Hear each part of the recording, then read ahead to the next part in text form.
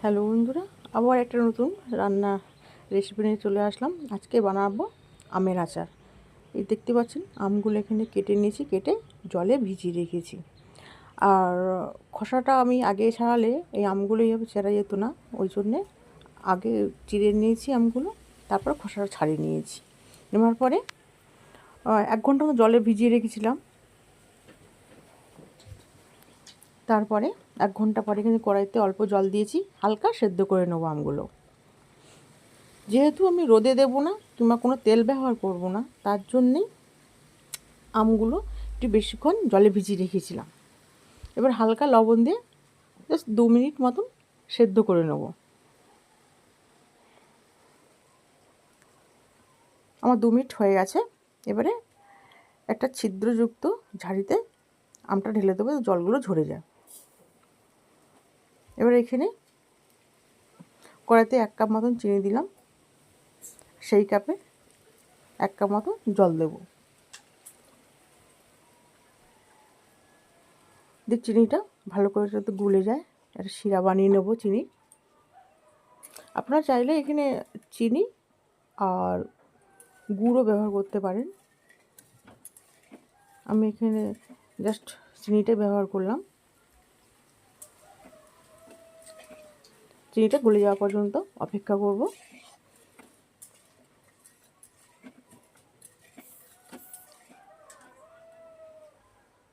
দেখতে পাচ্ছেন পুরো চিনিটা আমার গলে গেছে। এই পর্যায়ে আমি আমগুলো দিয়ে দেবো।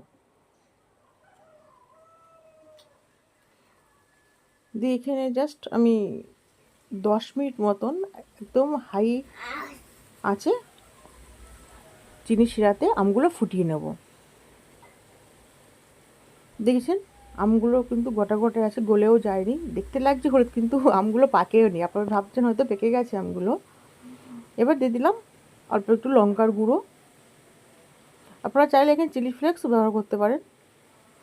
আর যেহেতু আগে একটু লবণ দিয়ে সেদ্ধ করেছিলাম, পরেও সামান্য একটু লবণ দিলাম।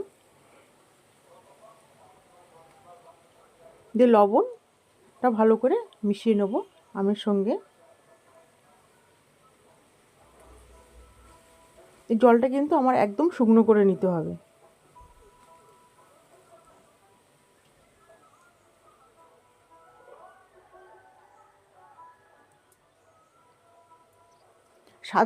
সাত মিনিট পরে আপনাদের দেখালাম, দেখুন কতটা জল টেনে গেছে। এই আচারটা করতে কিন্তু বেশি সময় লাগে না, খুব কম সময়ের মধ্যে খুব টেস্টি এবং সুস্বাদু আচারটা বানিয়ে নেওয়া যায়। এবার একটা মশলা বানিয়েছিলাম, জিরে, ধনে, গোলমরিচ আর 5 ফোঁটন একসঙ্গে হালকা ভেজে নিয়েছিলাম, দিয়ে ড্রাই রোস্ট করে নিয়েছি। এই মশলা দিলে কিন্তু আপনার আচারের টেস্ট আরও দ্বিগুণ বেড়ে যায়। এবার মশলাটা ভালো করে মিশিয়ে নেব। দেখতেই পাচ্ছেন জলটা একদম শুকনো শুকনো হয়ে গেছে। আর মশলাটা একটু সময় নিয়ে ভালো করে মিশিয়ে নিতে হবে। আমি এই সময় গ্যাসের ফ্লেমটা লোতে রেখেছি।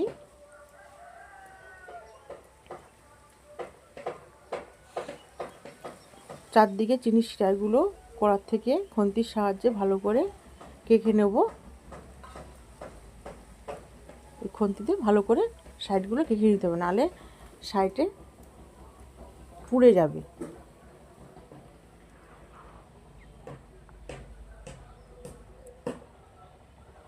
গ্যাসের ফ্লেমটা অফ করে দিলাম। তারপরে দেখুন অফ করার পরে পুরো জমে গেছে আচারটা। এই খুন্তির সাহায্যে তুলে একটা পাত্রে রেখে দিলাম। আপনার যদি এই আচারের রেসিপিটা ভালো লেগে থাকে তাহলে কমেন্ট আর লাইক করবেন। এই পাত্রের মধ্যে সমস্ত আচারটা তুলে রেখে দিয়েছি। দেখুন দেখতে কতটা সুন্দর হয়েছে। পাত্রে কিন্তু রাখতে হবে ঠান্ডা হওয়ার পর, গরম গরম কিন্তু রাখলে হবেই না।